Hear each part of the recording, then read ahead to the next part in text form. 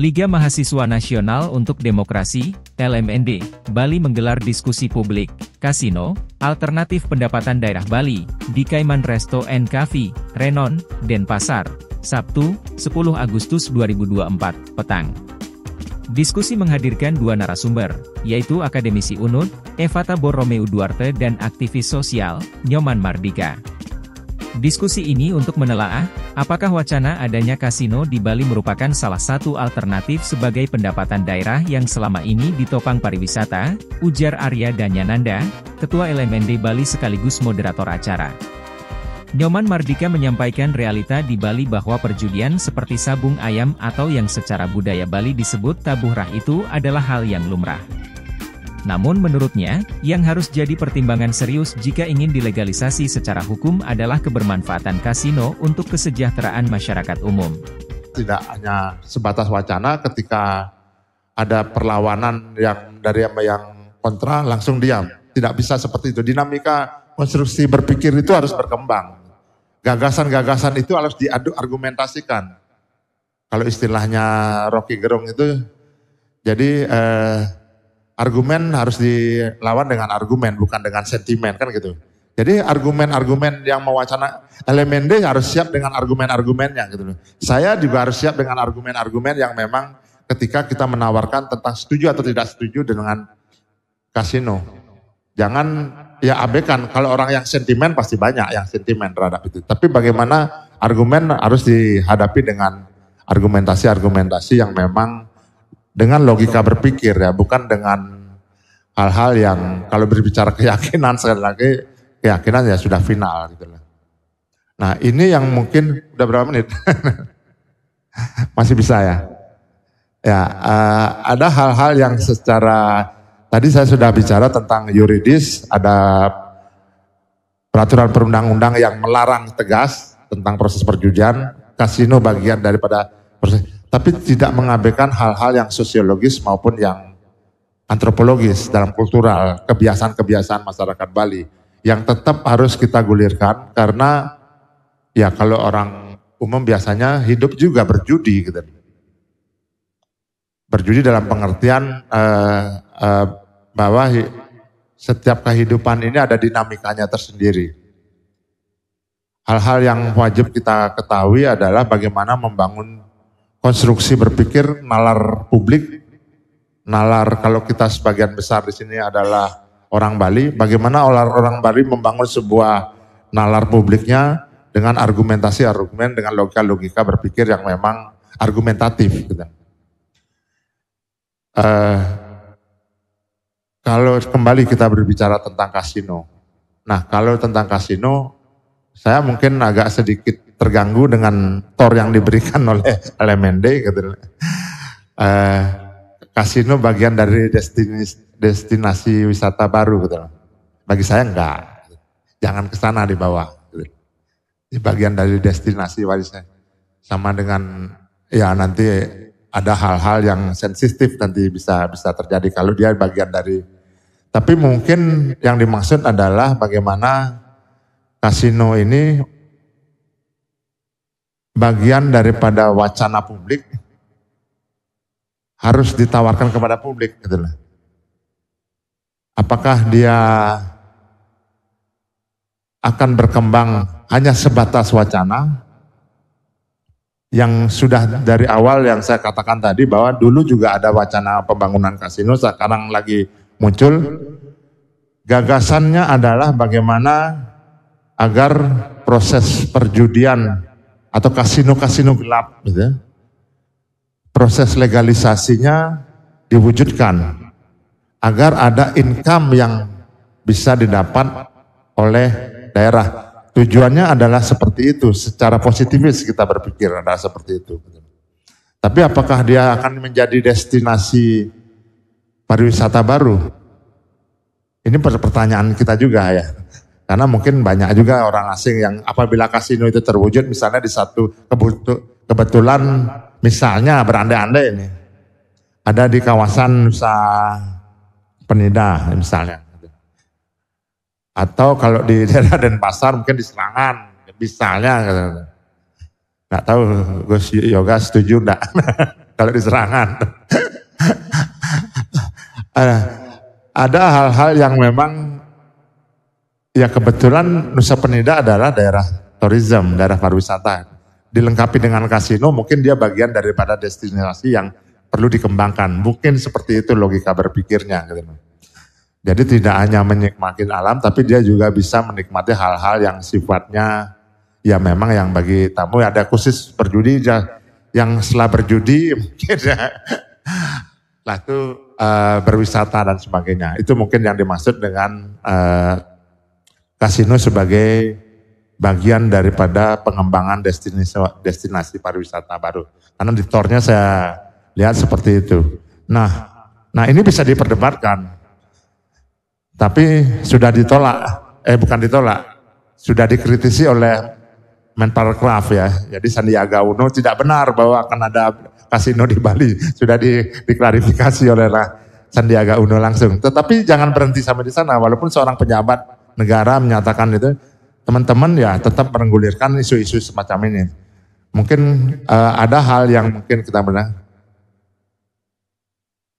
Kita sebenarnya dengan adanya kasino atau tidak dibangunnya kasino sebenarnya apakah income ataukah apakah pendapatan asli daerah Bali stagnan atau bisa tumbuh? Apakah kasino salah satu yang bisa menumbuh kembangkan sektor real kehidupan masyarakat Bali yang bisa menghidupi kelompok-kelompok masyarakat marginal yang memang harus tidak hanya terakumulasi oleh kelompok kepentingan pemodal, tetapi juga terdistribusi oleh kelompok-kelompok masyarakat yang membutuhkan akan modal-modal itu sendiri. Yang ini jarang sekali terjadi. Yang biasanya terjadi adalah akumulasi modal. Ada pembangunan proyek A terhegemonasi oleh kelompok penguasa lokal maupun investor. Distribusi kepada kepentingan masyarakat setempatnya itu yang jarang sekali terjadi. Kalau masa lalunya trickle down efeknya tidak muncul gitu loh. Nah, dengan adanya wacana kasino apabila terrealisasi, apakah trickle down efek itu akan terjadi atau tidak secara ekonomi gitu. Kalau berpikir secara sosiologis, wajib masyarakat termarginalkan dapat keuntungan dari keuntungan kasino itu sendiri. Jika tidak, sebaiknya kasino ditolak. Terima kasih.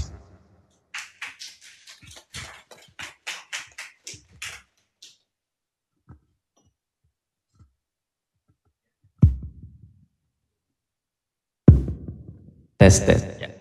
Terima kasih Bli Nyoman Mardike sudah disampaikan berkaitan dengan beberapa hal dari pendiskusiannya, bahwa kita tidak bisa, poin pertama yang saya tangkap itu kita tidak bisa berhenti berdiskusi pada aspek yuridisnya saja gitu. Ternyata banyak aspek yang harus kita diskusikan gitu. Seperti misalnya kehidupan masyarakat yang disampaikan Bli Nyoman Mardike, ternyata budaya aktivitas perjudian itu tanda kutip itu marak di Bali. Namun apakah itu ketika dilegalisasi itu menjadi trickle down effect ke kalangan bawah gitu, ke kalangan marginal, atau hanya akan menjadi dinikmati oleh para pemodal gitu kira-kira. Yang saya tangkap dari Bli Nyoman Mardike. Lalu selanjutnya mungkin bisa langsung disambung pertanyaan atau penutup dari Bli Nyoman Mardike terkait dengan jika kasino ada, itu nanti apakah menjadi trickle down effect ke bawahnya kepada masyarakat. Sebelumnya saya ingin menginformasikan bahwa pertama kali kami mendengar isu di tahun ini adalah disebutkan oleh Ajis Linggih. Lalu selanjutnya kita coba buatkan diskusinya apakah memungkinkan gitu. Namun beliau sudah diundang namun berhalangan hadir, sehingga mungkin diskusi kita bersama dengan dua narasumber kita. Selanjutnya mungkin bisa disambung oleh Bang Evata Duarte. Silakan Bang. Baik, terima kasih. Om Swastiastu. Assalamualaikum warahmatullahi wabarakatuh. Shalom, namo buddhaya, salam sejahtera bagi kita semua, merdeka untuk kita. Baik, ini pertanyaan yang cukup berat ya sebenarnya untuk dijawab. Saya sebagai akademisi akan berperan di mana gitu. Posisi saya apakah akan membicarakan dari aspek ekonomi yang secara faktual memang sangat menguntungkan. ataukah saya berdiri pada posisi bahwa kalau secara filsafat, pemaknaan terhadap hal yang intrinsiknya ini tidak bisa kita maknai, contohnya perjudian, ini adalah bentuk kekejaman kita sebagai manusia sebenarnya. Jadi begini Bapak Ibu sekalian, rekan-rekan sekalian, terkadang kita merasa bahwa bahkan bersekutu dengan iblis sekalipun apabila dapat memenangkan kita dalam satu kontestasi tidak jadi masalah. Nah begitu juga dalam kita memandang perjudian itu sendiri. Apakah perjudian itu dapat kita berikan makna hari ini?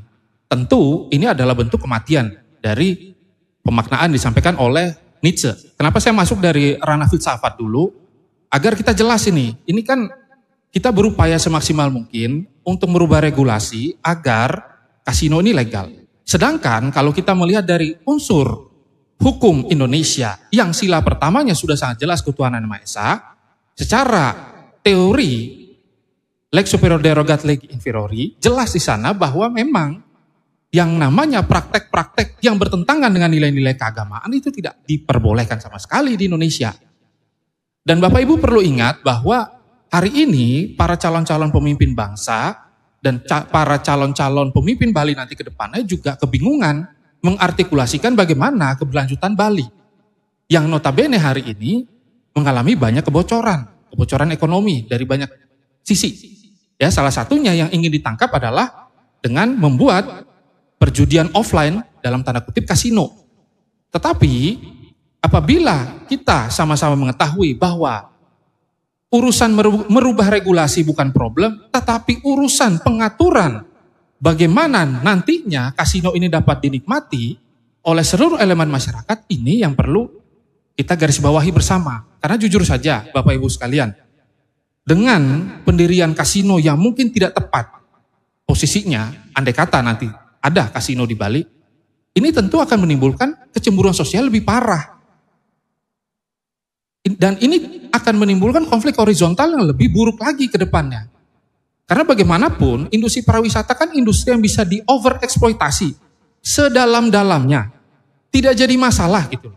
Tetapi apabila ini bertentangan dengan heritage-nya Bali, nah ini saat dimana kita bersuara. Karena jujur Bapak Ibu sekalian, dalam catatan saya, kemungkinan rata-rata orang yang berkunjung ke Bali itu bisa sampai 3-5 hari ya wisatawan asing. Dengan diadakannya atau setelah dibuatnya kasino di Bali mungkin akan bertambah, bisa sampai 2 mingguan.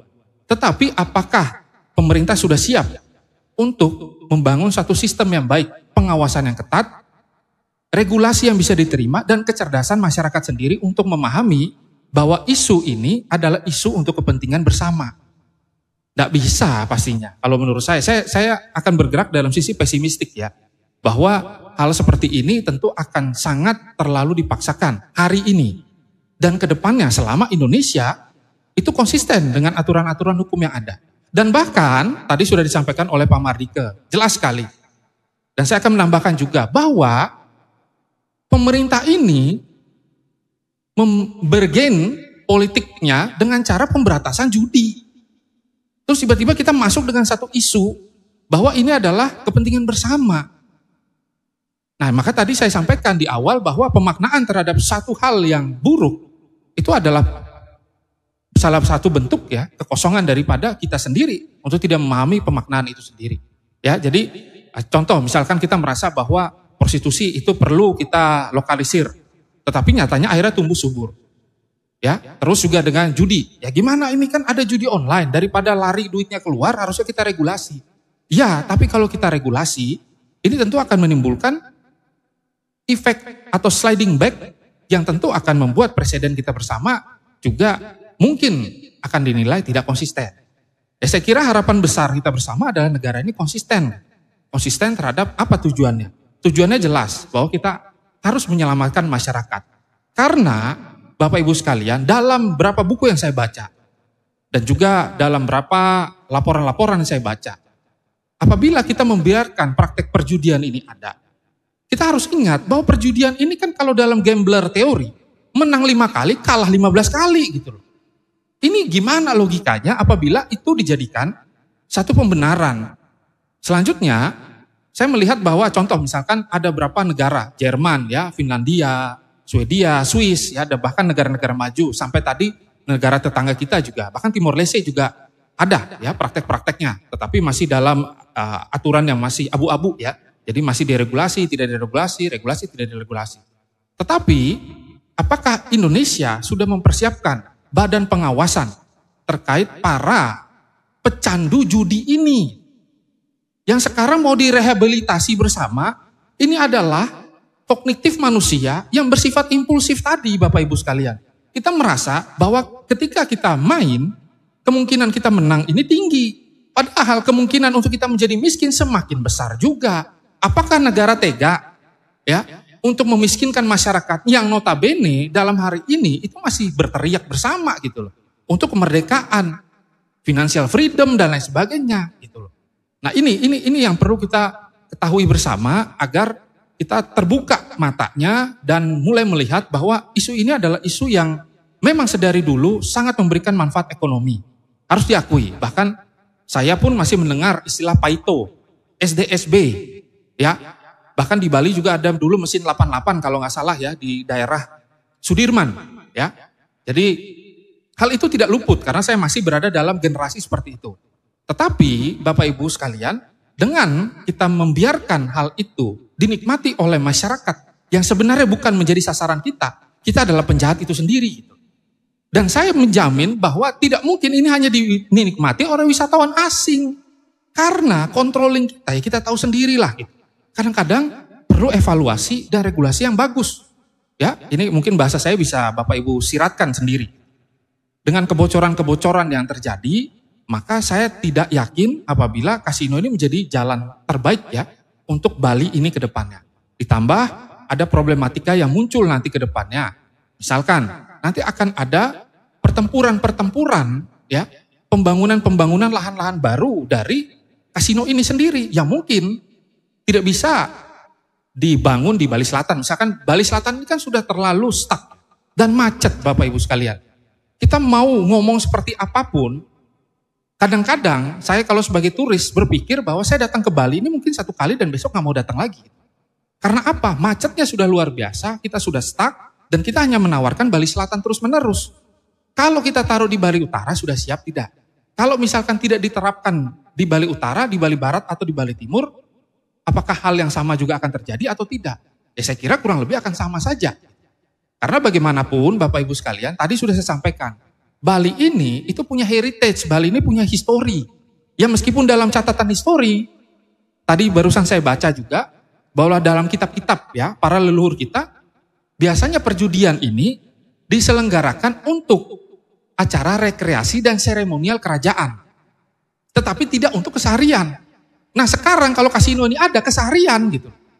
Dan sasarannya bisa saja tidak pada hal-hal yang fundamental tadi. Harusnya wisatawan asing yang notabene sudah lolos ya dalam kategori mereka-mereka yang tidak akan dideportasi karena melakukan tindakan kriminal. Sekarang Bapak Ibu, pertanyaan saya adalah, apakah wisatawan asing yang datang ke Bali adalah wisatawan unggulan yang memiliki kualitas dan dompet yang cukup untuk bisa bersama-sama menghidupi? Ataukah wisatawan yang datang adalah wisatawan yang kurang berkualitas dalam tanda petik? Ya Bapak Ibu tahu, jawabannya ada di dalam hati Bapak Ibu, ya tahu semua gitu. Nah ini membuktikan bahwa kita perlu kembali lagi untuk merefleksikan bahwa pengaturan-pengaturan terhadap hal-hal yang memang ya harusnya tidak kita atur, ini menjadi sangat penting. Nah sekarang terkait dengan bagaimana judi online ya. Judi online ini kan menjadi satu problematika yang hampir tidak bisa kita tentang bersama. Tetapi saya secara pribadi merasa bahwa terkadang ketika aturan itu kita atur, ya atau aturan itu kita regulasi, disitulah letak di mana tidak ada satu bentuk revolusi mental dari kita bersama untuk menghentikan game teori tadi gitu. Sudah tahu bahwa ini kan praktek perjudian yang notabene kita mempercayakan nasib kita pada mesin yang didesain oleh orang, apa enggak begitu bodoh sekali kita nih? Ini enggak masuk akal kita gitu. Kalau itu dalam konteks rekreasi, Bapak Ibu sekalian main 10 kali, meskipun itu melanggar undang-undang, ya boleh. Tapi kalau yang main 100 kali dan dia miskin, ini gimana gitu loh. Saya dari awal itu sudah melihat bahwa judi online ini adalah satu bentuk pembodohan dan ternyata proses algoritmisnya itu sudah didesain sedemikian rupa dan ada beberapa buku yang sudah menjelaskan hal itu. Tapi masyarakat karena tidak memiliki kemampuan ekonomi yang baik akhirnya bersandar pada nilai itu. Bersandar pada gambling tadi gitu.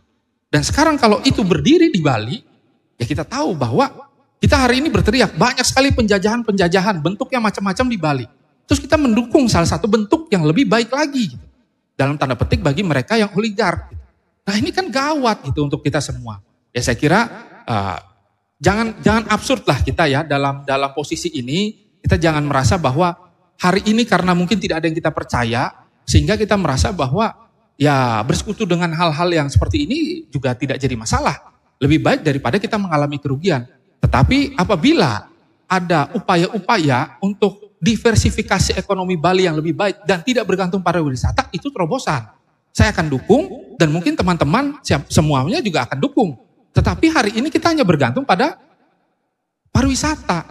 Ini kemungkinan terburuk dari saya. Bapak Ibu sekalian, tanggal 30 Desember 2021, itu kan waktu masa-masanya COVID.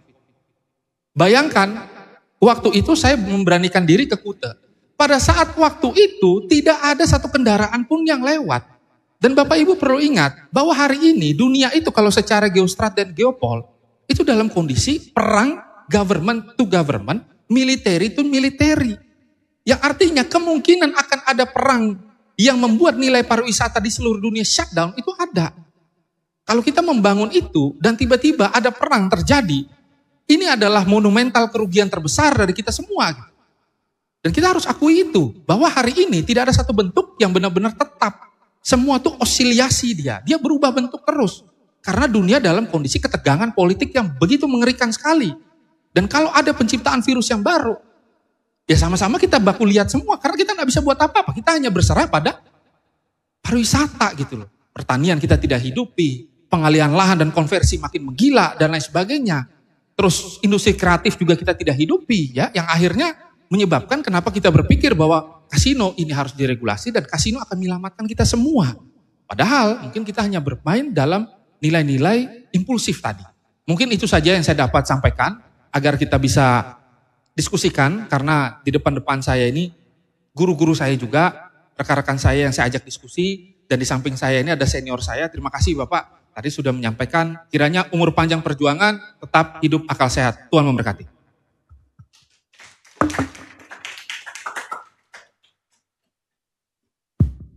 Cik, ya. Luar biasa, terima kasih materinya Abang Evata. Jadi ada paling tidak saya menganggap satu poin yang menjadi sangat unik hari ini saya dapati, yaitu yang pertama adalah dari Bliman Mardika, apabila nantinya kasino diregulasi dan menjadi apa istilahnya sarana rekreasi lah begitu bagi masyarakat ataupun wisatawan yang pada ekonomi menengah ke atas mencari rekreasi begitu, dan selanjutnya kasino itu memberi trickle down effect kepada masyarakat kalangan bawah gitu. Namun selanjutnya Abang Evata Duarte menyampaikan bagaimana jika masyarakat bawahnya ikut bermain di sana gitu. Akhirnya miskin dan negara harus harus merehabilitasi kemiskinan itu gitu. Karena itu kita tidak bisa batasi atur siapa yang main gitu misalnya. Jadi mungkin selanjutnya kita coba buka pendiskusian lah bersama kawan-kawan juga yang hadir. Menurut kawan-kawan seperti apa adanya isu kasino di Bali ini? Mungkin dari mahasiswa ataupun kelompok masyarakat yang sudah hadir ada yang ingin menanggapi? Silakan Bapak, mohon nanti untuk perkenalkan diri kepada kawan-kawan yang lain. Terima kasih. Terima kasih Dek Gusti, LMND, kemudian Mas Ketuanya Mas Kevin ya. Oh tadi izin ya. Terima kasih juga kepada Blijo Sutismo yang tadi menelpon saya bahwa ada pertemuan yang sangat menggairahkan, dan saya kalau bicara kasino sangat bergairah dan maaf saya harus berdiri. Tadi saya mau tidur Bang Jo, tiba-tiba saya baca, wah ini langsung saya kirim informasi ke Bang Jerry. Kebetulan Bang Jerry dari Jakarta, beliau juga antusiastik ya dengan kasino. Dan yang hormati Bliman ya, dan Bang Kevin, Pak dosen dan brother ya. Jadi banyak teman-teman saya di sini dan adik saya juga nih, udah bagus ya.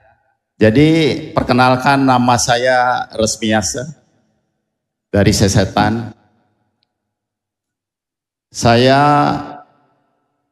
dalam hidup cukup punya pengalaman dari titik terendah sampai titik teratas, termasuk kasino.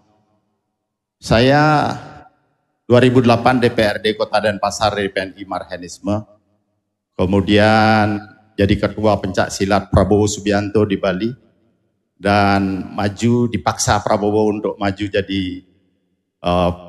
pilkada wali kota, dan ayahanda almarhum Ida Batara Ida Bagus, beliau memaksa juga saya maju, sehingga saya tanggalkan politik saya setelah itu. Dan sebelum saya berpolitik, saya adalah praktisi kasino.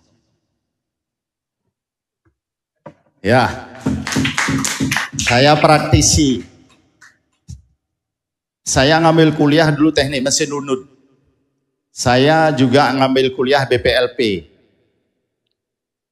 Jadi di mesin saya berkecimpung dengan oli, di teknik di BPLP dengan saus, oli sama saus. Dan saya juara dunia pencak silat dan nasional internasional. Nah, setelah saya pergi ke Holland American Cruise Line dengan ijazah BPLP, Tourism Industry, saya punya musuh ketika dulu bertanding dengan Belanda. Jadi di final pencak silat. Kemudian ketika di semifinal saya mengalahkan Kanada, orang Kanada. Ketika kapal saya dry dock di Vancouver, Kanada, saya telepon musuh saya bahwa kapal saya dry dock, saya punya 3 hari. Nah, dia datang dan disuruh saya ngelatih bantingan di silat karena dia jatuh 5 kali ketika pertandingan. Nah, ketika saya sudah selesai melatih dan selesai kontrak di kapal pesiar, saya melatih di Ontario, Kanada. Akhirnya musuh saya itu memberi hadiah karena dia bisa bantingan dalam 2 bulan. Dan ketiga dia menjadi juara Eropa. Saya coach langsung. Sehingga saya dibawa ke Las Vegas.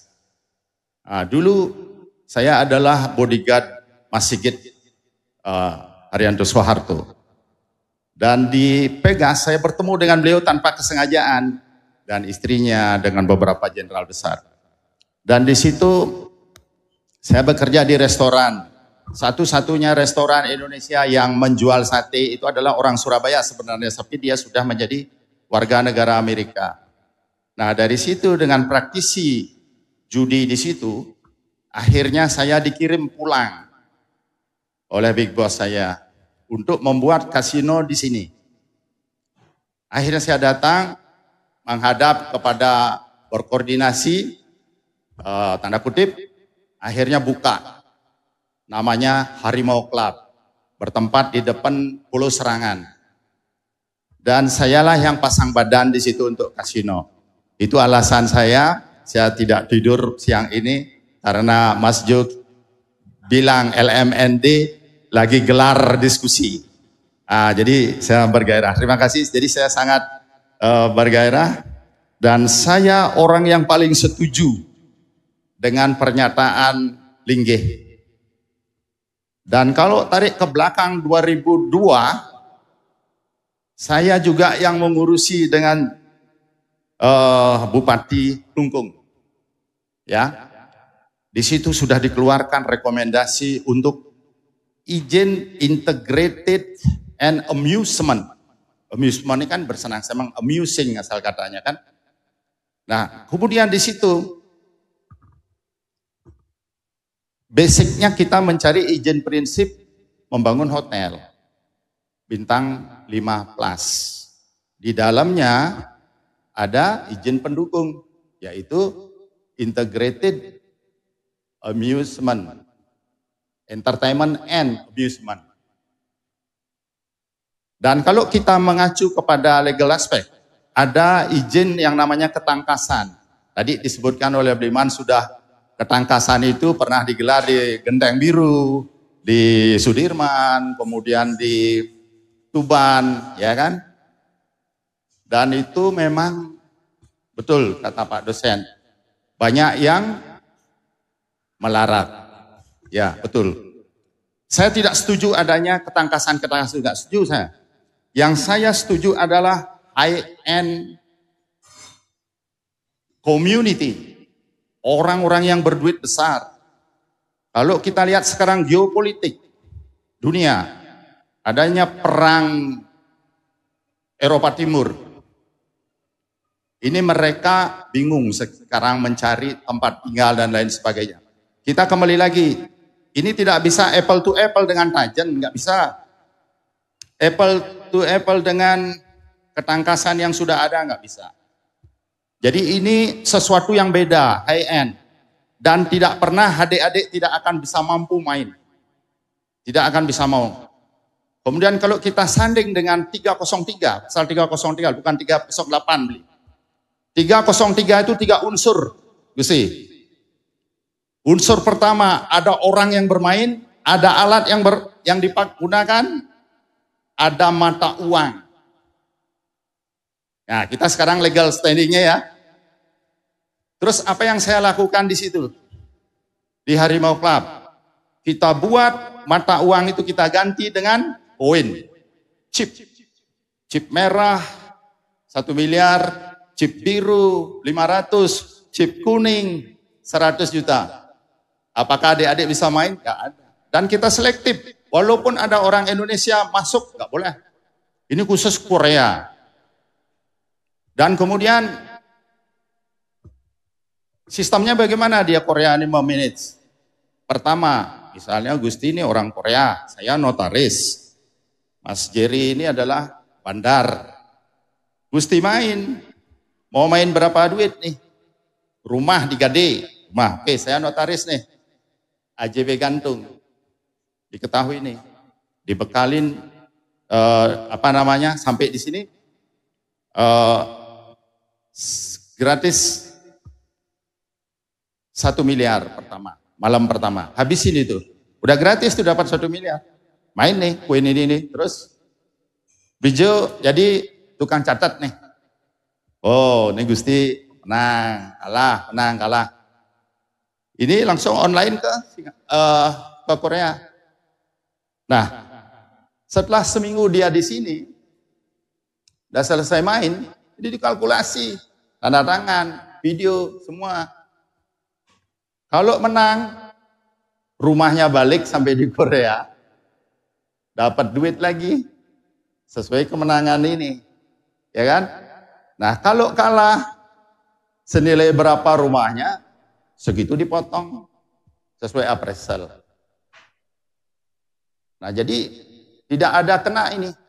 Masyarakat tidak kena. Nah, ini yang saya setuju.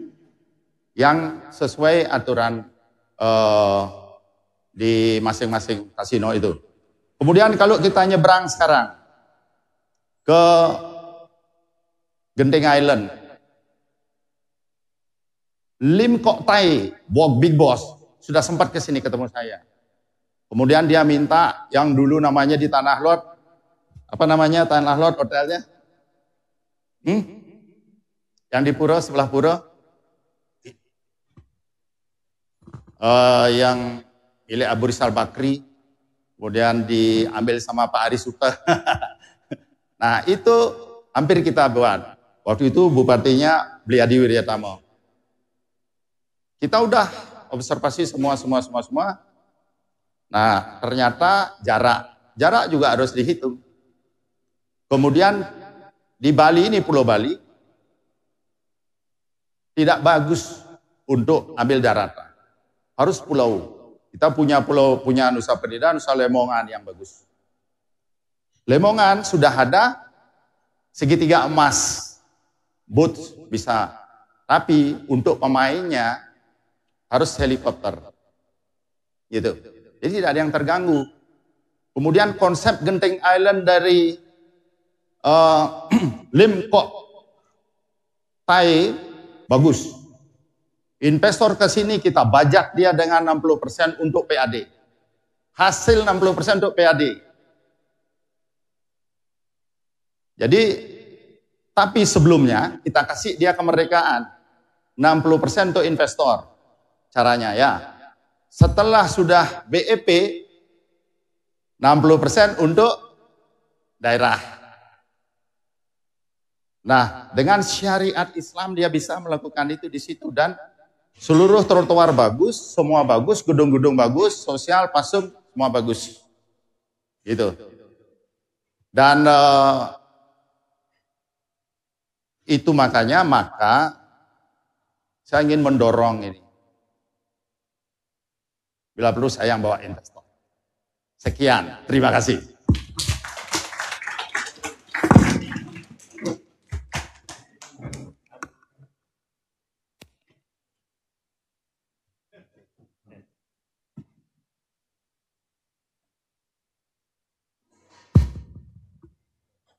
Tes. Ya, terima kasih. Saya tidak menyangka ternyata diskusi kita dihadiri langsung oleh praktisi yang sudah membangun juga di Bali. Sehingga dapat perspektif yang luar biasa. Selanjutnya, ada lagi yang ingin menyampaikan? Silahkan Bapak sambil perkenalkan.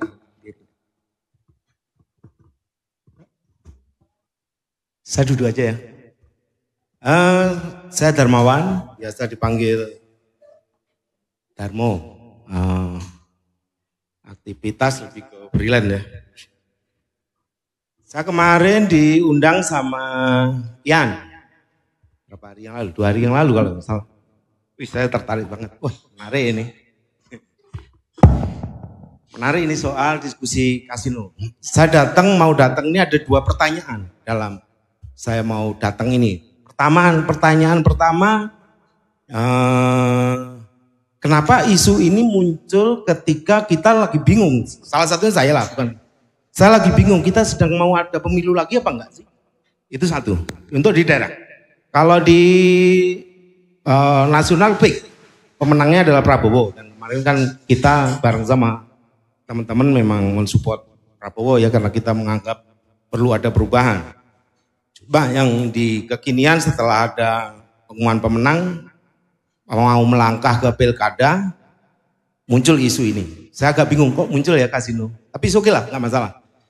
Saya dalam posisi sekarang tidak sedang menerima atau sedang menolak. Mungkin condong mungkin nunggu dirayu. Saya malah heran nih kalau kita mau diskusi kasino, sebenarnya seharusnya mungkin ya lebih pas kalau kita itu diajak bersama studi banding ini. Ke yang paling dekat aja, kalau ke Malaysia mungkin terlalu jauh. Terlalu jauh dalam arti, kita nggak ngomong intelektual ya. Mungkin dari sisi pendapatan atau apapun. Karena TKI kita kan banyak ke Malaysia. Yang paling dekat adalah ke Kamboja. Dia yang lagi populer kan namanya ada Sihanouk Valley kalau nggak salah ya. Posisi Sihanouk Valley itu dibangun, saya belum pernah ke sana. Dan saya baru tertarik beberapa waktu ini ketika berita soal trafficking, perbudakan. Yang pertama itu trafficking yang waktu Mahfud MD masih itu belum jadi capres. Ya waktu itu ya saya belum berlawanan sama beliau ya. Itu berapa orang itu sama rata-rata dia berapa ribu. Terus kemudian yang terakhir yang dari Surabaya itu yang semua sarjana komputer itu. Sarjana komputer dibawa ke Thailand, kemudian ditraffic ke Kamboja dan kemudian dibawa ke Muang Thai. Dan kayaknya sekarang baru ada berita yang dari Sidekar ya kalau nggak salah. Yang jadi korban dia ditawari gaji, pokoknya total itu bisa 100 juta kalau nggak salah. Saya baca berita yang tadi, mungkin nanti perlu dibaca lagi. Itu latar belakang saya kenapa saya tertarik pada cerita soal kasino yang menjadi obsesi saat ini ya. Dengan cerita kok kebetulan berbarengan dengan isu trafficking, penjualan orang.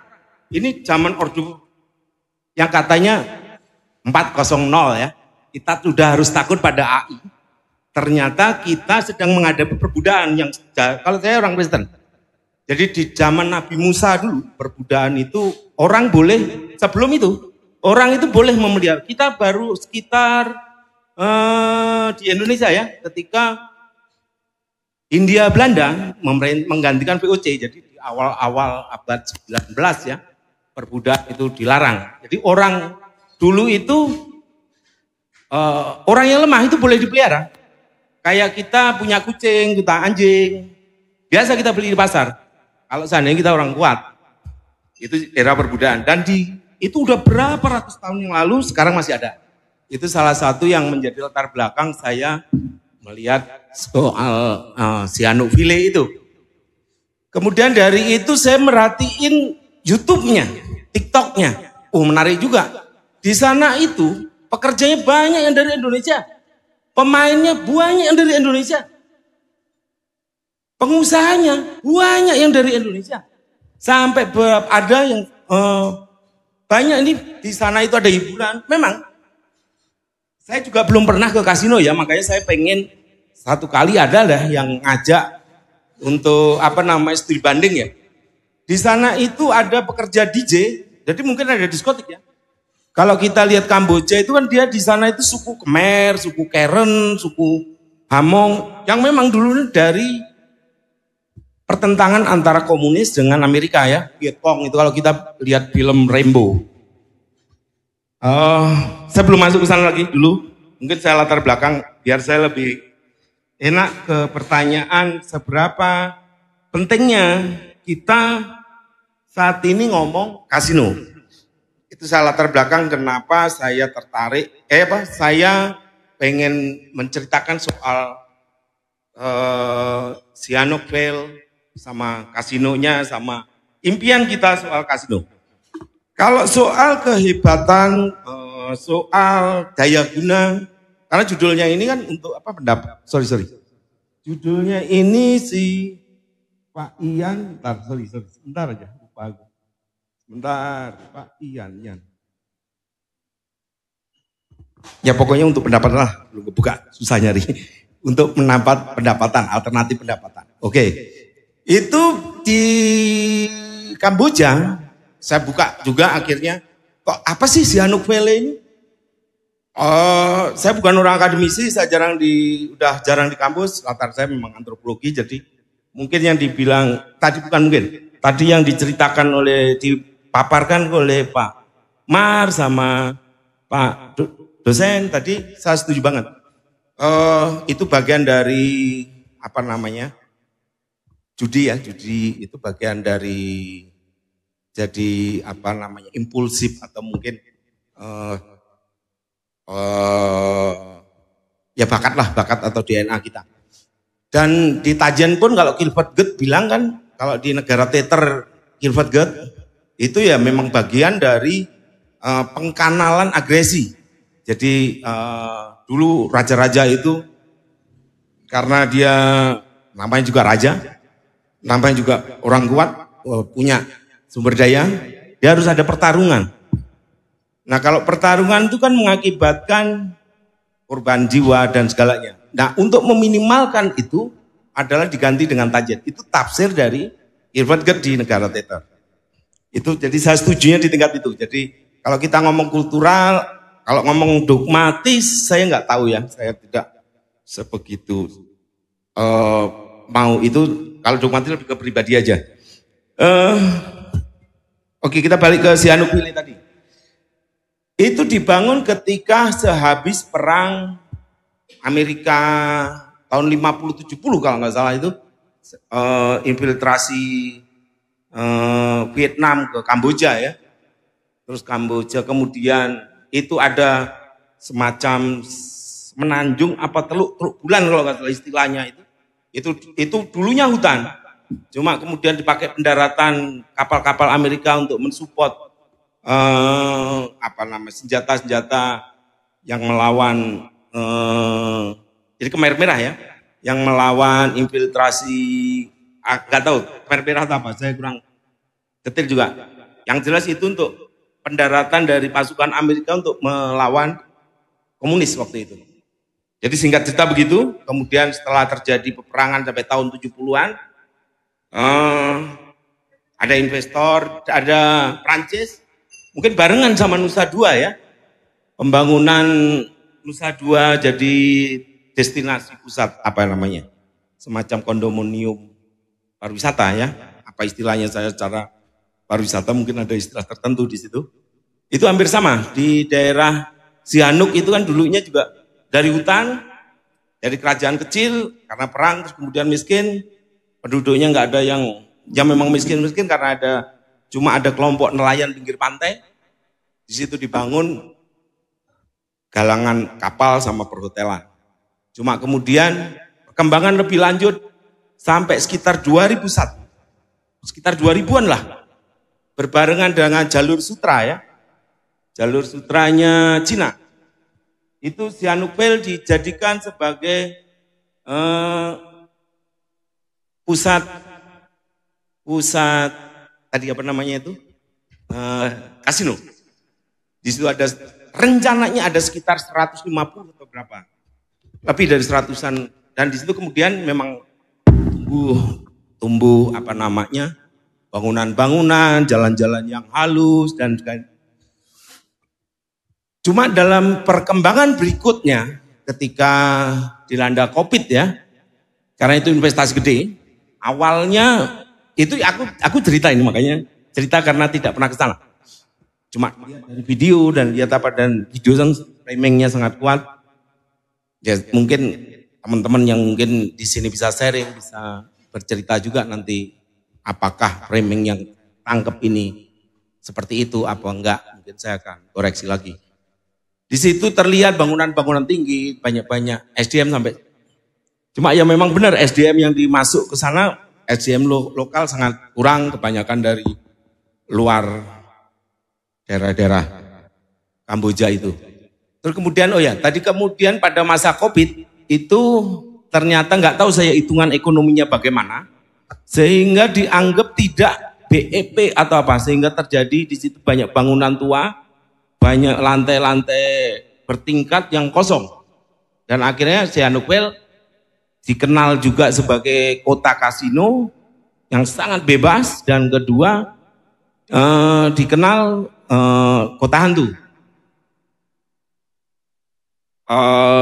Predikat itu mereka dapat karena pertama Sihanouk itu posisinya ada di perbatasan antara Thailand, Kamboja, dan Myanmar, dan kita tahu sendiri Myanmar masih tidak stabil, yang relatif stabil adalah di Thailand sama di Vietnam, sementara Kamboja sendiri baru tumbuh.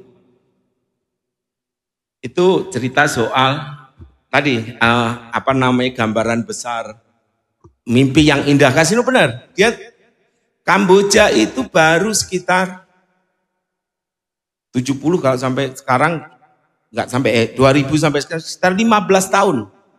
Jadi dia itu saya ngelihatnya dari ngukurnya dari gini. Di piala U20 kalau nggak salah sepak bola, Kamboja itu nggak pernah masuk sebuah tim yang hebat. Izin Pak, mungkin bisa di. Ya, oke. Intinya saya nanya gini. Mungkin simpel aja. Pertanyaan saya, kalau kasino itu sesuai dengan judul, seberapa dia menguntungkan di era digital sekarang? Soal kasino itu satu. Terus kedua, bangunan-bangunan, alokasi yang dibikin, maksudnya kawasan yang dibikin, ketika itu tidak bisa dijalankan, mau dipakai apa? Serangan sampai sekarang, dari saya masuk di Bali 91, serangan 95, sampai sekarang tahun 2024 masih seperti itu. Berdebat dan segalanya. Padahal dulu bayangannya situ kawasan begini-begini. Atau dipecat tuh. Tidak menjadi apa-apa. 1, 2 itu. Kalau itu tidak jelas. Pertama pertanyaan saya, seberapa penting, seberapa menguntungkan sih kasino ini di era judi online? Lebih gampang judi online, kita legalkan aja judi online. Simpel. Kalau kita mau butuh soal itu, soal kursus dan segalanya, ya itu bisa dimainkan juga. Itu soal aturan kok, aturan main. Itu satu. Kedua, kawasan. Mau dipakai apa? Terus yang ketiga ya, lingkungan. Mungkin itu aja sih.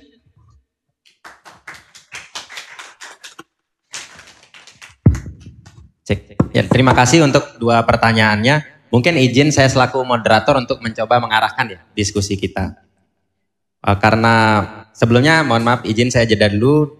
Terima kasih kepada Kaiman Resto and Coffee sudah memfasilitasi tempat dan konsumsi sehingga kita bisa lebih nyantai begitu diskusinya. Terima kasih. Selanjutnya mungkin kita bikin kasino di bawah ya. Bercanda.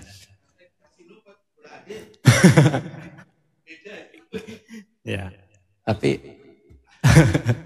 kalau main bola deal enggak sampai gadai rumah kayaknya. Atau saya belum tahu ya dia. Nah, saya mencoba untuk mengarahkan diskusi. Tadi ada dua pertanyaan dari Pak Darmo ya. Yang pertama itu adalah saya tangkap seberapa untung sih daerah kalau di Bali dibangun kasino. Ini perspektifnya pendapatan daerah. Oh, Indonesia. Oke, seberapa untung negara kalau di Indonesia ini ada kasino gitu. Itu satu.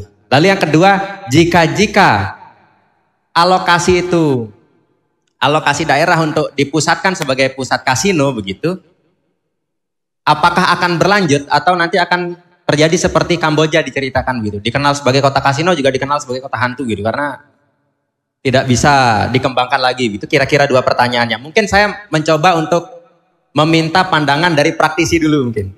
Karena sudah lakukan begitu. Izin.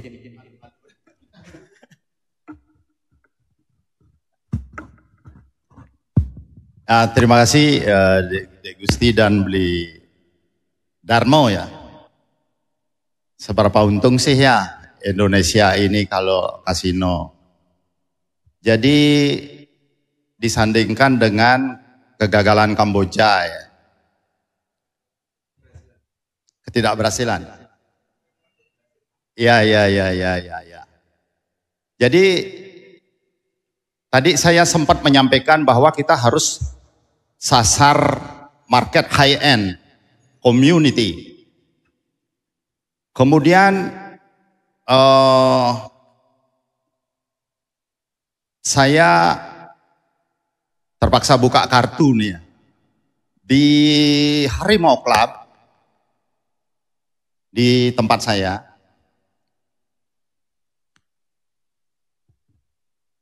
saya waktu itu dikasih buka 1 tahun sebenarnya. Tapi oleh karena ada yang jealous, akhirnya saya tutup 6 bulan. 6 bulan aja saya gelar. Dan itu komunitasnya itu bukan high end, tapi middle up-nya Korea saja. Bukan yang lain. Yang lain nggak bisa masuk. Kemudian dari 6 bulan itu kami dapat untung 110 miliar. 6 bulan. Itu sudah neto.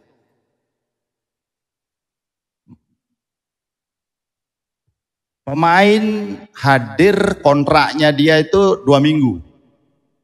Mereka datang, boleh dikatakan kami tutup kasino itu 1 bulan tuh 2 minggu kan, karena 4 minggu itu 2 minggu aja kepake gitu. Dan cuman ada single table, itu 1 bakarat, 1 roulette, blackjack, yang gitu satu, nggak banyak, gitu loh. Itu aja bisa 110 miliar, ya kan?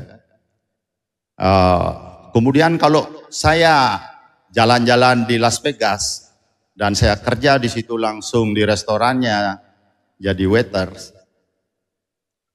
di situ mungkin berapa kali lapangan sepak bola ya. Itu kebetulan beli kan belum pernah, Mas kan belum pernah sana ya. Saya di sini 3 kali lapangan bola. Kemudian yang di gedung sebelah lagi, di lantai berikutnya lagi itu, di Las Vegas. Nah, Mr. Aseldon tuh kaya raya. Nah, dia dari Partai Demokrat itu yang mendukung kemarin dan presiden sebelumnya Donald Trump. Jadi dari situlah duitnya berasal. Nah, kemudian saya yakin itu sangat besar. Kemudian tinggal sekarang saya senang sekali dengan Malaysia. Kemudian mengenai high-end community itu yang kita bisa ambil. Dan perbedaan di sana, di Genting Island itu, dia tidak mengambil high-end community. Saya tahu persis. Nah, sehingga kenapa dia tidak bisa ambil? Bukan dia tidak mau ngambil, tapi tidak bisa ambil. Kenapa? Karena Mr. Aseldon sebagai pendiri Las Vegas ini langsung parkir di Pulau Sentosa. Reklamasi, sampahnya dipakai reklamasi, ya kan? Di Marina Bay, Singapura. Dia pasang 2 tower. Satu untuk anaknya presidennya Lee Kuan Yew ya. Satu untuk ke sana, ke Sheldon. Sehingga high end itu yang dari Asia parkir di situ.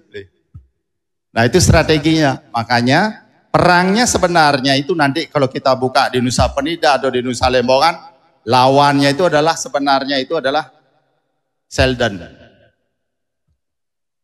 Kemudian dia atur, tanda petik ya, pejabat Indonesia dia atur. Makanya perang nanti di meja DPR RI sulit untuk merubah pasal 303. Belanda, kita warisan nih, hukum kita ini diwariskan oleh Belanda. Di situ jelas kita di pohon yang Jepang yang kecil-kecil tapi dirawat terus, bonsai. Kita di bonsai. Kita di bonsai. Artinya kita hidup tapi dikunci. 303 itu sangat naif, menyatakan itu masuk ke ranah pidana. Judi ada sejak Mahabharata. Gimana Sengkuni bermain judi. Kemudian kita dipasung di situ, dipasung. Nah, oleh karena itu, kalau kita buat judi di sini, dasar filosofi kita kuat. Trihita karana, kita berbasis trihita karana. Kemudian trihita karana tukonya kemana? Kemana perginya trihita karana itu? Trisaktinya Bung Karno. Kalau kemudian Pak Koster kemarin sudah bagus. Dia tempatkan dan sejak DPR dengan kawan-kawan DPR RI semua, 8 orang itu, 8 ke 9 ya. 9 ini berjuang untuk bidangnya apa? Otonomi khusus, istimewa, kan gitu. Untuk apa? Untuk kemerdekaan hak asal-usul. Jadi hak asal-usul dari zaman penjajahan Belanda dan seterusnya, desa adat gak bisa diatur. Makanya di Bali sekarang eksis masih sisa-sisanya apa? LPD. Lembaga yang tidak kena controlling dari negara. Berdiri sendiri. Trisakti itu apa? Berdaulat bidang politik, berdikari bidang ekonomi, berpribadian bidang budaya. Budaya kita harus diselamatkan. Dari mana sekarang bisa selamat? Gak mungkin. Kalau kita seperti ini gak mungkin. Mesti, gak mungkin kita mesti. Saya pernah ketika DPNI diskusi dengan Arya Weda, Pak Resmi, tolong paksa nanti. Izin mungkin bisa persingkat tanggapannya, Pak. Karena ini satu kesatuan yang harus kita. Ini poin-poinnya ini di Darmo ya. Intinya itu seberapa untung. Kalau saya tidak sampai berakhir ngomong trisaktinya, nggak terjawab. Saya mau jawab dia. Tapi saya ingin ke anak muda LMND yang punya wawasan, yang nanti memperjuangkan ke depan. Nah, saya dipaksa waktu itu untuk bagi pendatang yang punya toko, pasang dong penyor, gitu kan? Nah, ini kepribadian bidang budaya. Kemudian Perda nomor 4 2019 yang merupakan turunan dan metamorfosa dari desa, otonomi khusus. Itu sudah pro kepada hukum positif. Artinya sekarang kita punya penyanding, Mas. Penyanding. Pasal 303 bertarung lawan Perda nomor 4 2019. LMND mesti pegangannya itu, mengatur dirinya sendiri. Caranya gimana? Misal, di Nusa Penida, untuk bisa itu berdiri, bikin Paroman Agung. Paroman Agung mendesak, ini perwakilan rakyat ke bupati, ke gubernur, ke pusat. Nah, pasti itu akan ada pertentangan. Tekanan kita dari atas sebagai hukum positif. Ini positif juga di lingkungan, kan gitu. Nah, jadi kalau dulu sama sekali nggak ada. Berani loh Pak Bupati Gede Cokorda Gede Ngurah dengan Pak Dewo Sena menandatangani punya saya. Cuma di stop aja waktu itu oleh Pak Harto. Saya menghadap, karena saya dekat dengan Mas Sigit, menghadap, di stop. Jangan, akhirnya kita berhenti. Nah, kalau formulanya kita buat, 60 investor kasih dulu dia 60%. Terus kita audit. Begitu BEP, kitalah 60%. Ini akan selesai nih. Sampah yang menumpuk 25 meter di TPA, bagian barat, itu 32 hektar. 32 hektar, sisa sekarang 10 hektar, 5 hektar, 15 meter ketinggiannya. Itu penyakit, penyakit itu. Dan kemudian macet, pembebani. Udah dari situ kita bisa bikin jalan interkoneksi. Ya, sekarang Korea akan buat LRT, LMT, kemudian kita sambungkan yang dari Gianyar, Ubud, kita sambungkan ke Kubu Tambahan. Bangun aja udah airport di situ. Sehingga berbagi ini, tidak akan ada macet lagi di Denpasar. Sebagai transit area mereka kerja. Nah, jadi semua duit dari situ. Semua duit dari situ. Itu kira-kira sudah masuk ya jawaban saya ya. Ayo, kurang lebih. Terus pertanyaan kedua apa tadi? Pertanyaan kedua. Oh, macet. Duanya sudah saya jawab. Bahwa kita pilih high-end community. Dan saya punya jalur itu. Makasih. Ya, terima kasih. Ini gaya khas saya kalau saya jadi moderator itu mengalir diskusinya. Jadi kalau saya merasa ada yang menarik untuk dimoderasikan begitu dalam diskusi sehingga saya terbawa kadang-kadang mengalir begitu saja. Lalu selanjutnya berkaitan dengan dua pertanyaan yang tadi disampaikan, izin Bang Evata dan Bliman Mardike, mungkin seperti apa kira-kira ini ke depan? Ketika misalkan yang pertama itu adalah seberapa untung bagi masyarakat itu satu ketika kasino itu dibangun. Lalu yang kedua itu adalah masyarakat dalam arti negara ya. Negara ini kan dalam amanat dasarnya itu melindungi masyarakat gitu. Lalu yang kedua adalah jika pun terbangun begitu, seperti apa Bali itu mengalokasikan daerahnya gitu. Mungkin bisa dikembangkan dari bahasan-bahasan materi yang sebelumnya disampaikan lalu menjadi elaborasi yang baru gitu kira-kira. Terima kasih. Silakan mungkin dari Bliman dulu. Menarik apa yang disampaikan oleh Pak Rasmiase. Dari dulu saya kenal namanya tapi baru jumpa hari ini ya. Dulu sempat ya jadi calon wali kota, saya dengar itu. Ada ya Mas Darmo yang rekan saya, sering saya ajak diskusi hampir setiap minggu. Ada hal yang menarik ya, memang perlu kita coba kembangkan, diskusikan, yang perlu kita wacanakan secara berkelanjutan, tidak stuck sampai di dalam forum ini. beberapa tahun yang lalu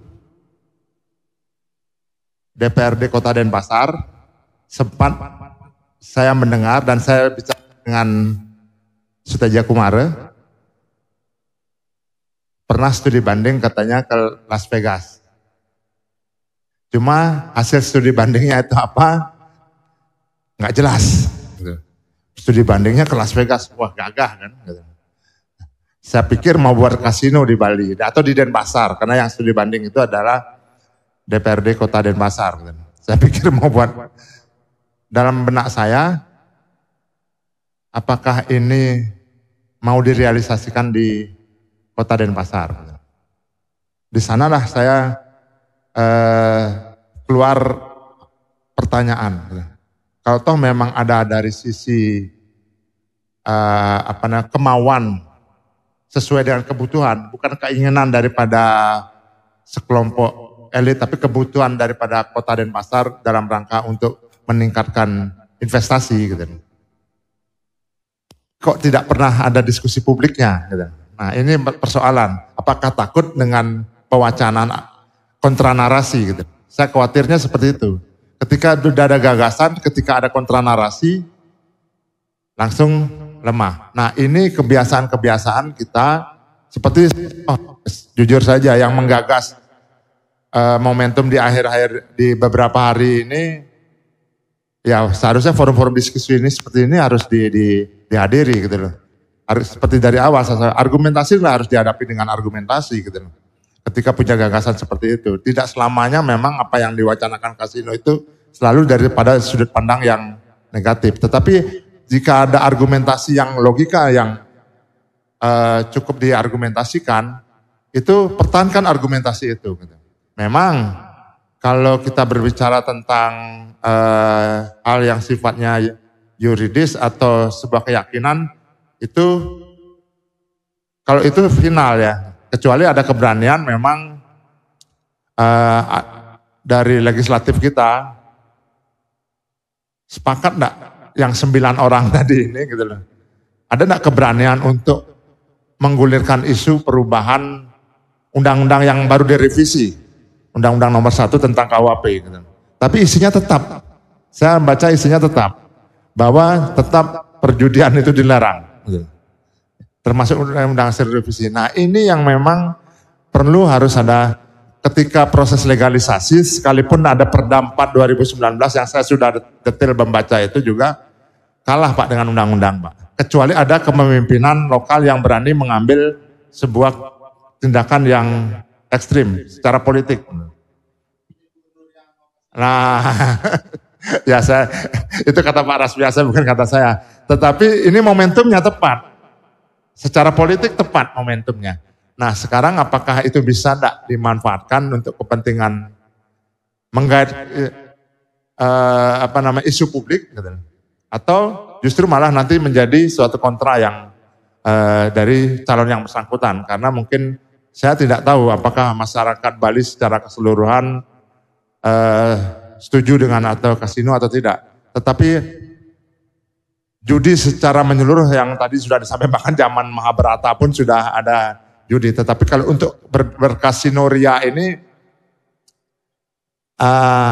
apakah masyarakat Bali sudah kenal enggak gitu, dengan namanya kasino itu? Orang Bali, saya sendiri jujur tahu kasino, tapi tidak mendalami tentang kasino.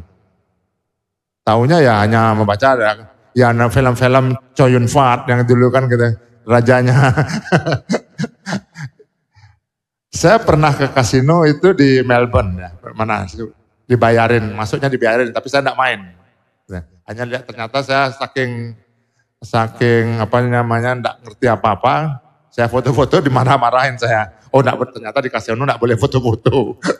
Saya ingat betul di 2005 saya ke Melbourne, diajak teman berkunjung ke main-main ke kasino dibayarin, tapi saya tidak main karena saya tidak punya uang dan tidak bisa main juga. Gitu.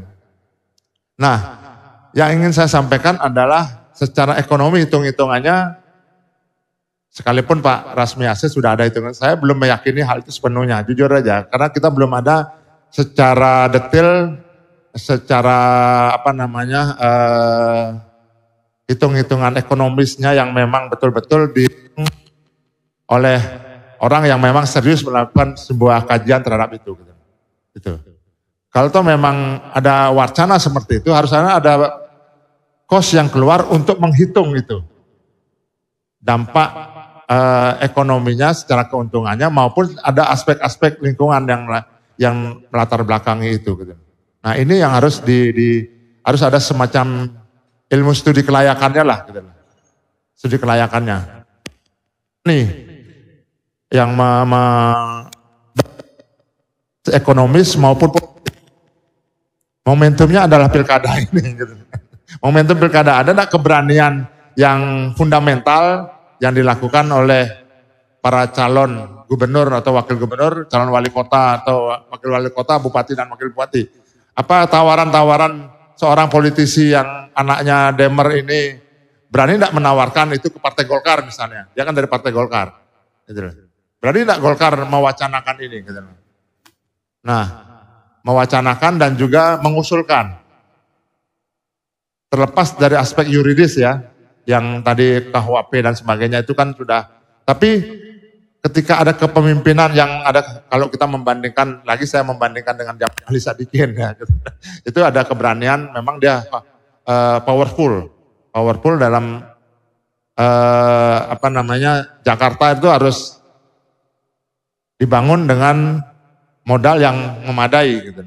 Ya salah satunya idenya adalah melalui proses perjudian. Dan itu terjadi proses legalisasi gitu terhadap perjudian itu. Gitu. Ada perdanya saya baca. Gitu.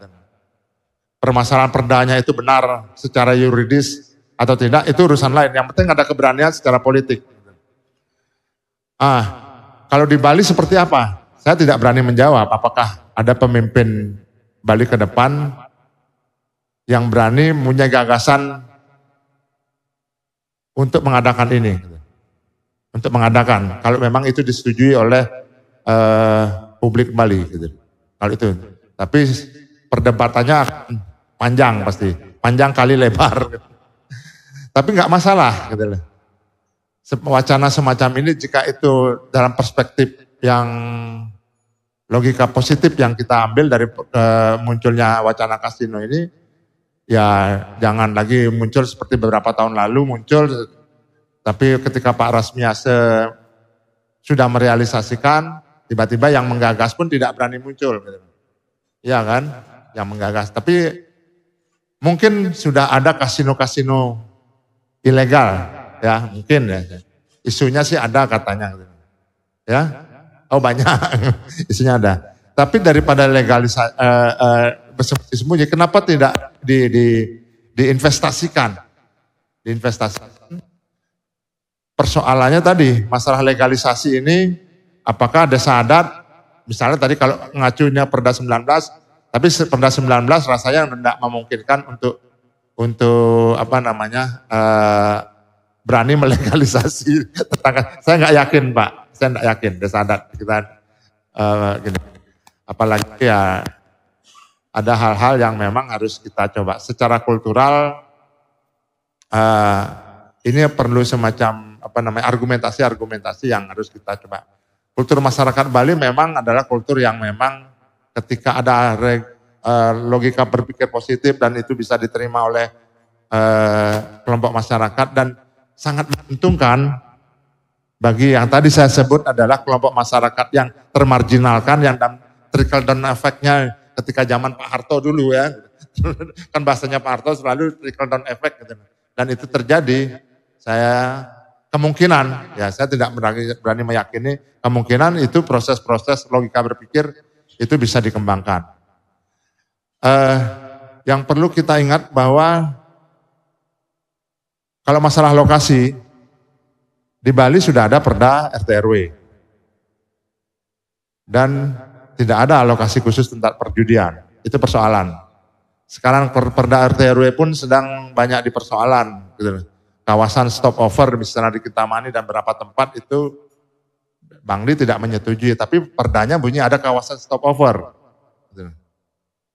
Sehingga ada proses pelarangan-pelarangan yang memang, tapi pelarangan itu juga dilanggar. Dan sebagainya gitu. Nah, begitu pula ketika ada kawasan perjudian yang tidak ada dasar hukumnya, tapi itu ada di kelompok masyarakat kita. Nah, ini seperti apa? Bahkan kemarin saya lihat di beberapa YouTube tentang tadi, tidak kasino, tapi bicara tentang judi online. Judi online persoalan umumnya sebenarnya katanya bukan di persoalan judi online-nya, tetapi di pinjolnya. Ya. Kalau judi online itu dipajakin bisa membiayai nikahin tanpa pengeluaran APBN katanya. Apa benar apa enggak? Karena belum ada hitung-hitungan yang realistisnya. Nah, yang ingin saya sampaikan pada forum ini adalah bagaimana proses pewacanaan semacam ini. Apabila ada yang menganggap ini argumentasi yang memang cukup realistis seperti Pak Rasmi Hasim menyampaikan tadi, ya silahkan ini digulirkan terus. Dengan argumentasi-argumentasi yang memang tepat sasaran. Dan nanti mungkin ya bila perlu nanti dengan argumentasi sekelompok kecil orang yang ada di sini yang mencoba menawarkan ini bergulir. Misalnya nih berandai-andai Gus Yoga nanti sudah dilantik ya misalnya berkunjung aja, permasalahan nanti diterima atau ditolak itu urusan beda gitu lah. Kan minimal nanti disampaikan dalam rapat paripurna DPRD Kota Denpasar misalnya gitu. Bisa, jangan takut ada hal-hal seperti pewacanaan seperti ini dan memang proses legislasinya harus dimaksimalkan jika ingin bertarung ya dalam pewacanaan apakah kasino ini realistis atau tidak realistis. Nah, kita ingin juga pandangan dari teman-teman di DPR secara keseluruhan, bukan hanya Gus Yoga aja. Nanti mungkin fraksi Gerindra yang bisa menerima teman-teman yang sudah dari awal mengikuti diskusi-diskusi semacam ini, kemudian nanti, karena kita berbicara tentang hal yang sifatnya formalistik. Jadi jangan mau sembunyi-sembunyi terus. Kalau sembunyi-sembunyi terus kita diskusikan tidak akan ada gunanya apa-apa. Hanya wacana-wacana seperti lagu teman saya, wacana-wacana gitu. Nah ini yang mungkin perlu coba kita argumentasikan. Yang mudah-mudahan tanggal 15 Yoga dilantik, setelah itu mungkin LMND bisa memfasilitasi untuk bertemu dengan fraksi Gerindra atau langsung komunikasi dengan Gus Yoga gitu. Ya mohon maaf Gus ya, ini kita diskusi. Atau teman-teman yang lain yang memiliki wacana gitu. Tapi jangan buru-buru ketika ada wacana narasi yang berbeda sudah gemetar lalu mundur dan sebagainya. Begitu pula sebaliknya, jangan juga terlalu berani tanpa ada kajian-kajian dan analisis yang kuat secara yuridis, secara ekonomis, secara kultural dan sebagainya gitu. Itu harus ada kajian terlebih dahulu sehingga tidak gerasa gerusu, tapi bagaimana hal-hal seperti ini harus mendapatkan respon dari publik yang cukup memadai, baik itu ada pro dan kontra, itu biasa dalam dunia argumentasi. Gitu. Nah forum-forum semacam inilah kita coba diskusikan hal-hal yang mungkin sekalipun ini sangat sensitif sekali, tetapi paling tidak ada kemauan dan keberanian untuk bisa menawarkan hal-hal seperti ini kepada publik. Ini yang mungkin bagi kita, apalagi yang mungkin nanti ada lembaga, kita punya sahabat-sahabat, tidak hanya Gus Yoga, ada teman-teman yang lain yang dari fraksi yang mungkin dari partai yang berbeda, siapa tahu bersedia juga memfasilitasi yang setuju akan pewacanaan ini digulirkan secara berkelanjutan. Nah mungkin bisa juga ke kampus datang. Gimana kita diskusikan dengan tidak hanya dengan avatar aja, tapi dengan teman-teman dosen-dosen yang memiliki kajian secara holistik untuk bisa secara akademik itu bisa dipertanggungjawabkan. Jadi hal-hal semacam ini, kalau kata Habermas itu pergunakanlah public space, ya public space untuk kita berdiskusi, berdialog sampai kapanpun kita menemukan titik temu apakah terkait dengan wacana kasino ini disetujui atau tidak setuju di dalam publik yang ditawarkan. Jadi itu yang mungkin kita bisa. Jadi hari ini mungkin kita bukan bicara setuju atau tidak setuju, tapi paling tidak ada argumentasi-argumentasi yang kita berani untuk bisa kita pertanggungjawabkan. Apakah dia bagian daripada destinasi wisata nanti kasino ini apabila itu terrealisasi, ataupun dia tidak menjadi hal yang apa-apa. Nah ini yang mungkin perlu kita coba untuk bisa mengargumentasikan dan melogikakan hal-hal yang memang sepatutnya sudah menjadi wacana publik. Jangan nanti kalau ya yang berkomentar ini kan ada beberapa teman yang ya sahabat-sahabat saya juga yang juga menolak tawaran-tawaran seperti ini. Tapi jangan stop sampai di sana. Biasa narasi kontra narasi itu dalam dinamika demokrasi itu wajar. Itu yang mungkin itu yang bisa saya sampaikan. Jadi tidak hanya bicara tentang hal-hal yang sensitif lalu ketika ada argumentasi yang bertentangan atau yang berseberangan dengan kita, ada kekhawatiran tidak diterima pun tidak diterima pun tidak masalah.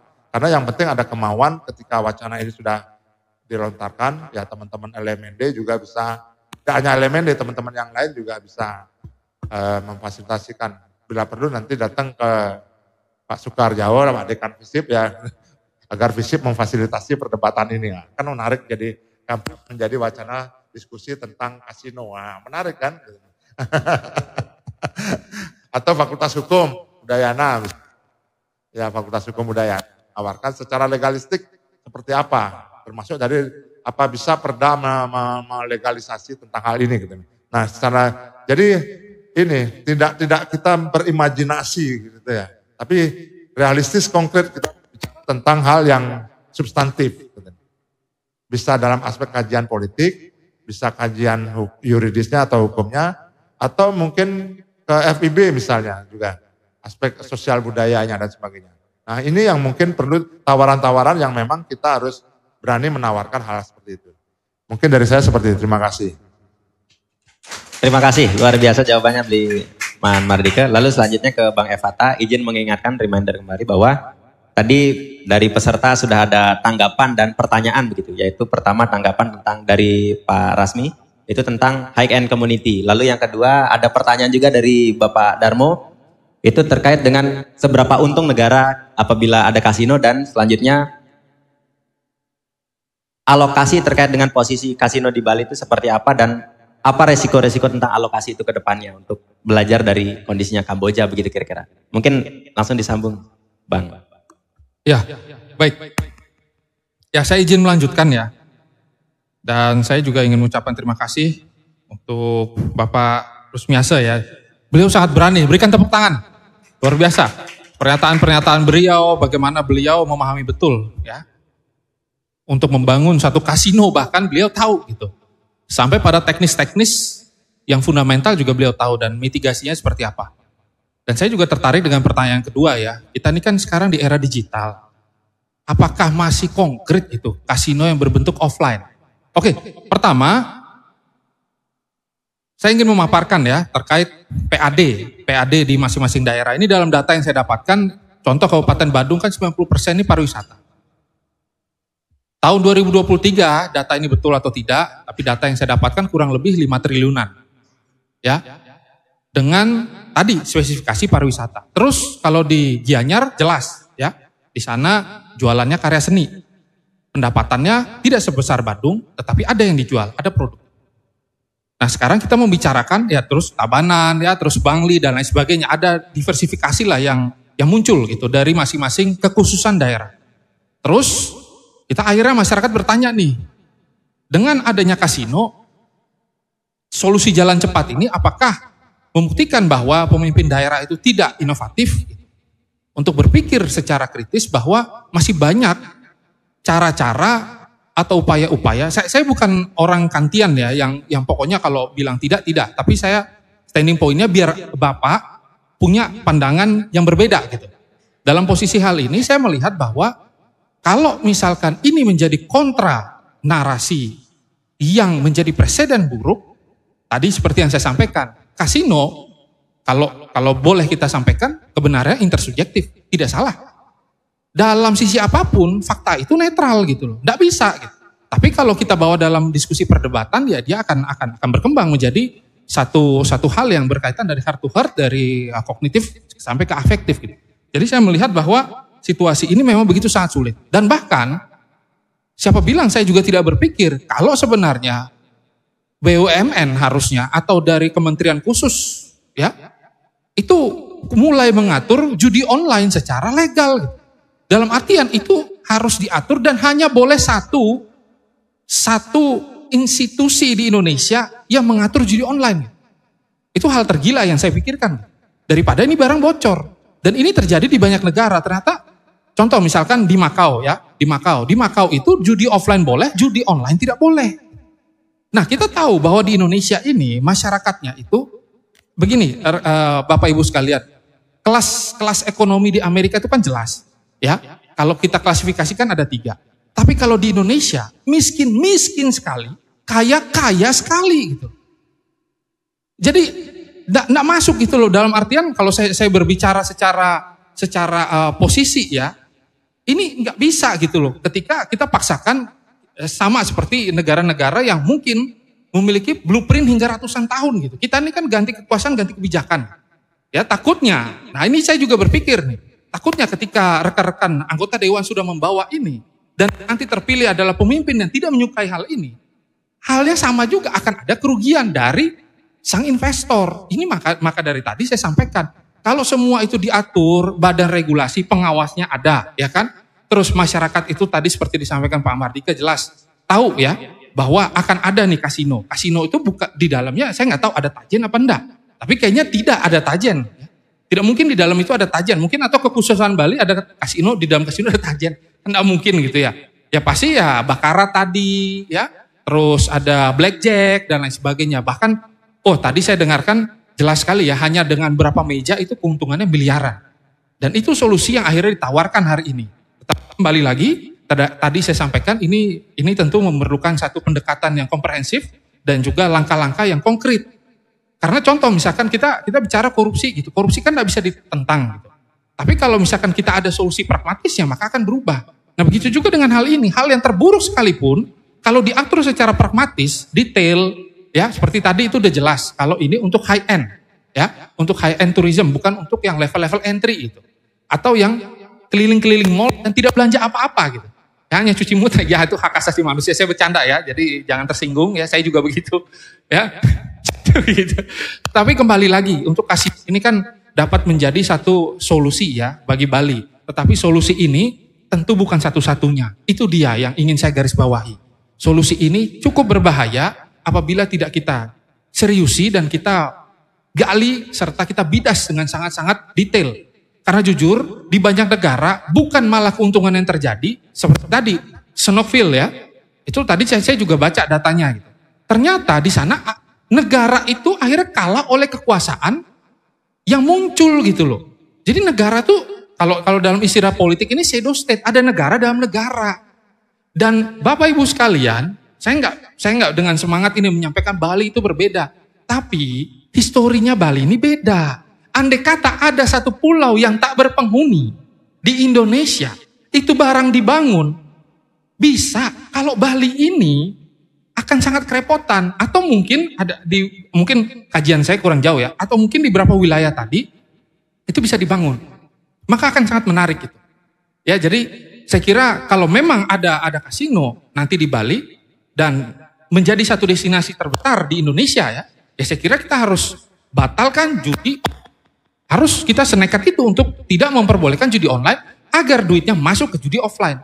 Tapi kalau tidak bisa, ya tadi solusinya. Harus ada satu lembaga yang mengatur dan hanya satu lembaga saja. Tidak boleh ada 2 atau 3 lembaga. Agar kooptasinya jelas, dananya juga bisa kita rasakan, dan segala sesuatu yang menjadi ketakutan kita terkait masalah dana, itu dapat kita lihat secara transparan. Ya saya kira hal-hal yang tadi itu menjadi sangat-sangat penting ya. Menjadi sangat penting untuk kita lihat bersama. Karena ya saya melihat contoh misalkan Amerika Serikat akhirnya kacau ya. Kacau karena hari ini mereka melawan narkoba ya, mereka melawan banyak hal, tetapi mereka mampu ya untuk berada dalam posisi yang cukup prima.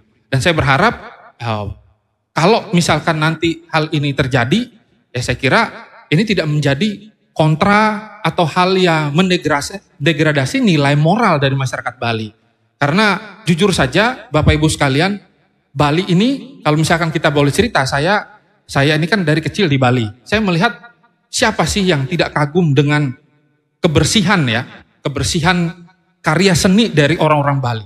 Terus nanti ke depannya apabila ini muncul masalah sosialnya ini kan harus kita pikirkan.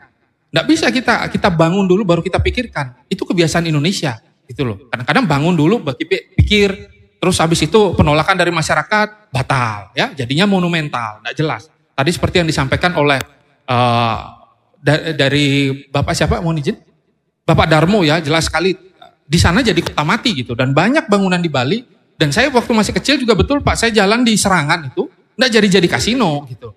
Nah ini apabila memang ada, maka keseriusan dan juga agitasi terhadap isu ini memang harus dibangun dengan sangat-sangat jelas. Dan saya berharap agar seluruh stakeholder atau para masyarakat yang memang setuju itu membuat satu gambaran yang jelas bagi kami ya. Kalau saya akademisi saya nggak mungkin berada dalam posisi yang oh ya silakan saja, enggak dong. Ya saya akan berada pada posisi bagaimana kalau dikatakan seharusnya ya segala sesuatu kan benar dan salah itu relatif. Tetapi dalam posisi tawar saya jelas bahwa hal ini tidak untuk hari ini gitu. Tetapi momentum politik bisa mengubah segala sesuatu. Karena saya percaya bahwa untuk mengubah aturan itu bukan hal yang sulit di sini. Gitu loh. Tetapi tadi kalau sudah ini berubah, saya berharap mudah-mudahan dan rekan-rekan juga pasti berharap tidak ada yang dirugikan.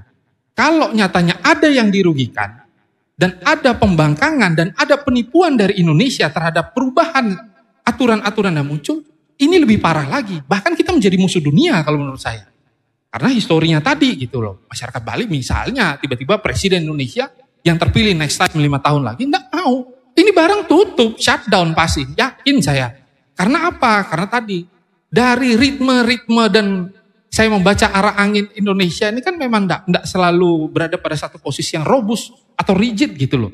Dia akan sangat-sangat cair gitu ya. Jadi saya sangat-sangat berterima kasih dan ini satu inovasi yang luar biasa sekali. Kalau kita hitung untung dan rugi, untung jelas. Ya, enggak bisa juga mau kalkulasi jenis apapun pasti ini barang untung. Tetapi dampak selain ekonominya tadi itu juga akan sangat besar. Nah, itu dia. Mungkin itu saja yang dapat saya sampaikan. Saya kira reformasi di dalam itu menjadi sangat penting dan juga mungkin ex atque et bono ya, dari apa yang benar dan untuk keadilan. Terima kasih.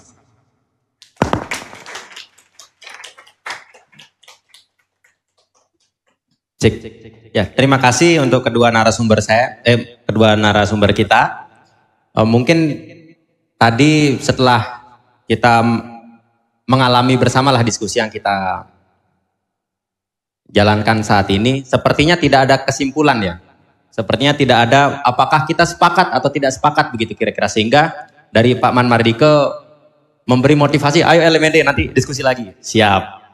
Begitu kira-kira. Mungkin ini akan kita gelar lagi berkaitan dengan diskusi terkait dengan kasino. Saya akan koordinasikan dengan kawan-kawan untuk semisalkan bisa apakah memungkinkan kita lanjutkan lagi. Begitu sehingga dari saya tidak ada kesimpulan sepertinya dan karena mengingat waktu juga maka pernyataan-pernyataan dari narasumber tadi sekaligus juga menjadi penutup diskusi kita hari ini. Terima kasih kepada Bli Man Mardike sudah menyempatkan waktunya dan Bang Evata Duarte juga. Lalu kepada rekan-rekan mahasiswa dan masyarakat umum yang menyempatkan hadir dan berbagi diskusi. Ini hanya secara formal saja kita tutup. Mungkin bisa kita lanjutkan secara non formal setelah ini sambil makan. Wah ya, jadi selain es teh juga kita disupport rice bowl oleh Kaiman Resto and Coffee. Terima kasih, saya tutup dengan Paramasanti, Om Santi, Santi, Santi, Om. Selamat petang.